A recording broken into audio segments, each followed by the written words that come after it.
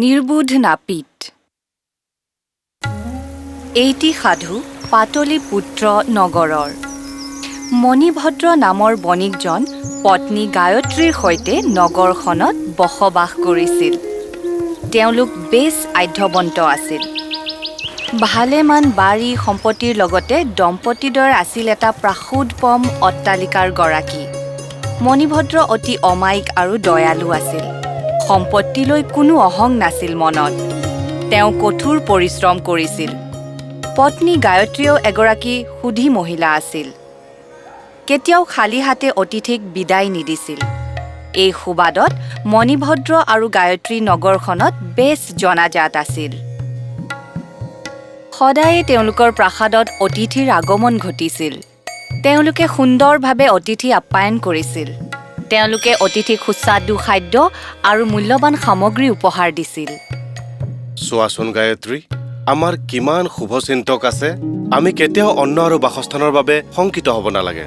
এই মৰমীয়াল লোকসকলে আমাক সদায় আশ্ৰয় দিব। এওঁলোকে আমাক কেতিয়াও অকলশৰীয়াকৈ নেৰে। মোৰ মানুহজন, আপুনি কিমান সৰল। সকলোবোৰ আপুনি বিনিময়ৰ কোনো আশা নাৰাখি কৰি গৈছে।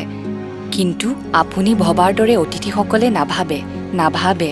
কাইলৈ আমি বিপদত পৰিলে চাবচোন কোনে সহায় কৰে। নাপায় নহয়, এনেকৈ ভাবিবও নাপায়। তেওঁলোক আমাৰেই মানুহ। মই জানো আপুনি বিশ্বাস নকৰে। আশা কৰোঁ যাতে আপোনাৰ কথা ভুল প্ৰমাণিত হয়। কিন্তু গায়ত্ৰীৰ শংকা অচিৰেই সঁচা হ'বলৈ আগবাঢ়িছিল। বিধাতাই বণিক দম্পতীৰ বাবে আন পৰিকল্পনা কৰিছিল। জহকালিৰ এদিনাখন মণিভদ্ৰৰ সকলোবোৰ মালবাহী জাহাজ সমুদ্ৰত ডুব গ'ল। এখনো জাহাজ বা বয় বস্তু ৰক্ষা কৰিব পৰা নগ'ল। ডুব যোৱা জাহাজসমূহ তেওঁলোকে বিচাৰি পালে যদিও সকলো সামগ্ৰী নষ্ট হৈ গৈছিল। মণিভদ্ৰ ভয়াৱহ লোকচানৰ সন্মুখীন হ'ল। তেওঁ সকলোৰে ধন উভতাব লাগিব। বন্ধুবৰ্গৰ পৰা তেওঁ কিছু সহায়ৰ অপেক্ষা ৰাখিলে যদিও নানা অজুহাত দেখুৱাই আটাইয়ে মণিভদ্ৰক নিৰাশ কৰিলে। কিবা যোগাৰ হ'লনে? কোনোবাই বাৰু আমাক সহায় কৰিবনে? নাই, তেওঁলোক সকলোৰেচোন নিজৰ নিজৰ সমস্যা আছে। এতিয়ানো মোক কেনেকৈ সহায় কৰে? গায়ত্ৰীয়ে কিন্তু আঁৰৰ কথাখিনি বুজি পালে। সকলোৱে অজুহাত দেখুৱাইছে, কিন্তু তেওঁ এয়াও জানে যে এই কথাষাৰ গিৰিয়েকে ক'লেও বিশ্বাস নকৰিব। গতিকে মনে মনে থাকিল। বণিকজনে উপায়ন্তৰ হৈ বাৰী সম্পত্তিখিনি বেচি দিলে। তাৰ পিছতো লোকচান ভৰিব পৰাকৈ তেওঁৰ হাতলৈ যথেষ্ট টকা নাহিল। এইবাৰ তেওঁ নিজৰ অট্টালিকাটো বিক্ৰী কৰিলে। টকাৰ যোগাৰ হ'ল। মণিভদ্ৰও সকলো ঋণৰ পৰা মুক্ত হ'ল। কিন্তু তেওঁ হৈ পৰিল দৰিদ্ৰ। এটা সৰু জুপুৰিত বাস কৰে আৰু জীৱন নিৰ্বাহ কৰিবলৈ তেওঁ আনৰ মাটিত মজুৰি কৰে। মণিভদ্ৰক সহায় কৰিবলৈ গায়ত্ৰীয়েও শিক্ষকতা কৰিবলৈ ধৰিলে। দুয়ো কঠোৰ শ্ৰম কৰিছিল আৰু ইমানবোৰ সংকটৰ সন্মুখীন হোৱা স্বত্তেও দুয়ো আছিল পূৰ্বৰ দৰে ক্ষমাশীল আৰু দয়ালু। উপাৰ্জনখিনি সামান্য হ'লেও তেওঁলোকৰ বাবে যথেষ্ট। সেয়ে এতিয়াও তেওঁলোকে অন্ততঃ প্ৰতিদিনে এজন অতিথিক আপ্যায়ন কৰিব পাৰে। অতিথিৰ বাবে মূল্যৱান উপহাৰ বা নানা উপাদেয় ব্যঞ্জন নাথাকিলেও দুয়োৰে আছিল এখন সুন্দৰ হৃদয়। সময় উকলি যায়, কিন্তু নাহে কোনো অতিথি। যিসকলক মণিভদ্ৰই সঁচা বন্ধু বুলি গণ্য কৰিছিল, তেওঁলোকে এতিয়া দেখিলেও নেদেখাৰ ভাও জুৰে। মণিভদ্ৰ হতাশ হৈ পৰে। তুমি ঠিকেই কৈছিলা গায়ত্ৰী। এইসকল আমাৰ সঁচা বন্ধু নহয়। সিহঁতে কেৱল দামী উপহাৰ আৰু ভাল খাদ্যৰ লোভতহে আমাৰ ঘৰলৈ আহিছিল। মই তোমাৰ কথা নুশুনিলো। মোক ক্ষমা কৰিবা গায়ত্ৰী। মই সৰ্বশ্ৰান্ত হলো। তোমাক এটা সুখৰ জীৱন মই দিব নোৱাৰিলো। তুমি তেনেকৈ নকবা। মই তোমাৰ লগত থাকিয়েই সুখী। আমাৰ বেয়া দিনত সিহঁতে সহায় নকৰিলে বুলিয়ে জানো আমি পাহৰি যাম আচলতে আমিনো কোন? তোমাৰ নিজৰ আদৰ্শ আছে। তোমাৰ সাধুতাৰ পুৰস্কাৰ এদিন তুমি পাবা। কিন্তু মৰ্মাহত মণিভদ্ৰক গায়ত্ৰীৰ বুজনিয়ে আশ্বাস দিব নোৱাৰিলে। মোৰ প্ৰতি থকা মৰমৰ বাবেই তেওঁ এনেদৰে বুজনি দিছে। গোটেইটো জীৱন মই মূৰ্খামিহে কৰিলো। মূৰ্খামি কেতিয়াও পুৰস্কৃত নহয়। পৰিয়ালটোৰ ভৱিষ্যত চিন্তা নকৰিলো। এতিয়া নিজকে মুখ দেখুৱাব নোৱাৰা হৈছো। মোৰেই ভুল। অনুতপ্ত হৈ জীয়াই থকাতকৈ মৃত্যুৱে শ্ৰেয় নহয়নে?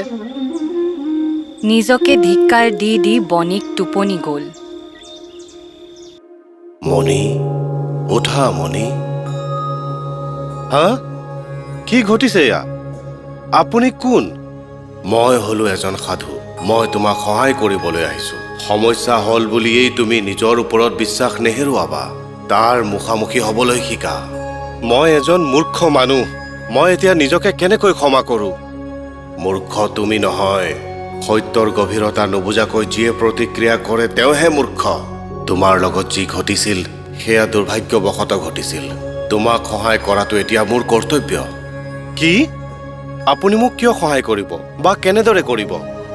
তোমাৰ পত্নীৰ কথা সঁচা। তোমাৰ সাধুতা আৰু কৰ্মৰ প্ৰতি থকা নিষ্ঠাৰ বাবে মই তোমাক দেখা দিছো। এয়া হ'ল তোমাৰ পুৰস্কাৰ। এতিয়া মন দি শুনা, কাইলৈ মই আহি তোমাৰ দুৱাৰত টুকৰিয়াম এই একে বেশতে। তেতিয়া এডাল লৰুৰে তুমি মোৰ পিছমূৰত মাৰিবা, লগে লগে মোৰ ঠাইত প্ৰকাণ্ড এটা সোণৰ পাত্ৰ পাবা।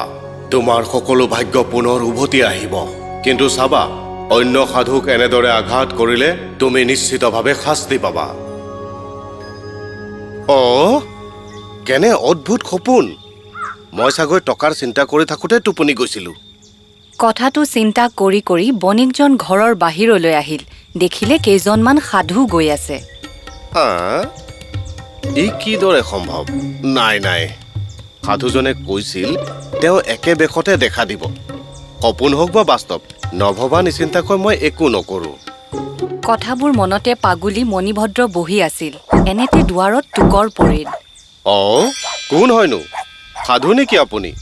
নাই নাই, মইহে নাপিত। আপুনি মোক মাতিছিল।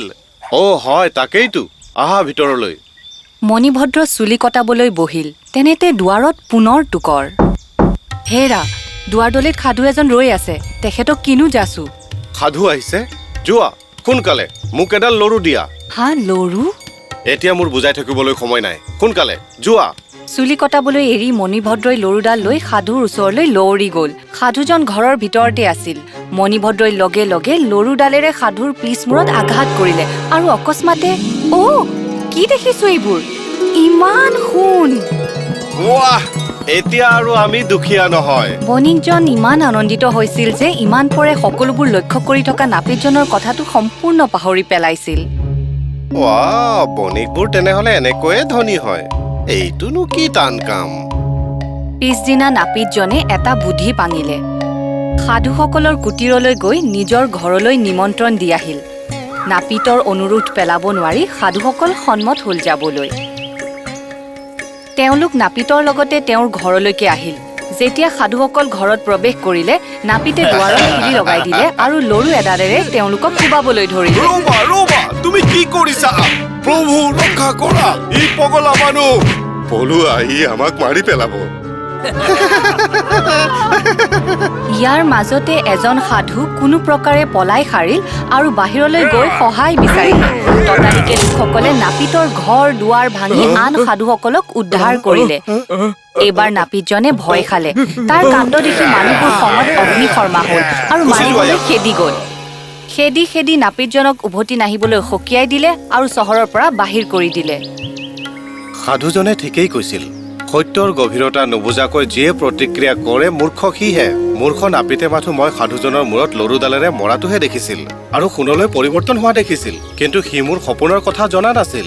সি একো নভবাকৈ কামবোৰ কৰি আন সাধুবোৰক মাৰিলে আৰু শাস্তিও পালে।